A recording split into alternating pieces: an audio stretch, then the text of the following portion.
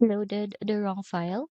Maybe your cover sizing is off or you just fixed a typo in your manuscript. Don't worry, you don't need to start over or republish anything. Here's how to re-upload your files the right way. Go to your KDP Bookshelf, hover over the three dots next to your draft and choose Edit Paperback Content or Edit Hardcover Content. Once you are in the content section, scroll to the manuscript or book cover area and upload the new file. After that, you can hit save and continue to lock it in. That's it. Just make sure to re-review the preview before republishing if the book's already live. If you're still working on your interior cover, I will drop the tool I use down below.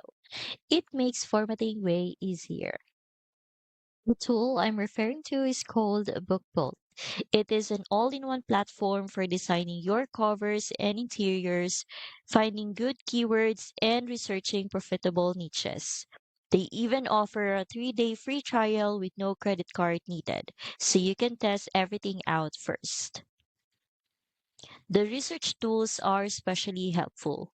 You can see what types of books are actually selling, get keyword ideas, and find underserved niches, which makes your book way more likely to stand out.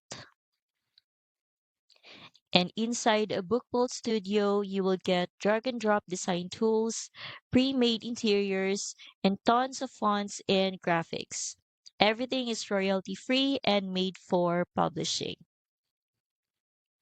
And if you're planning to make puzzle books like word searches or mazes, this part is super underrated.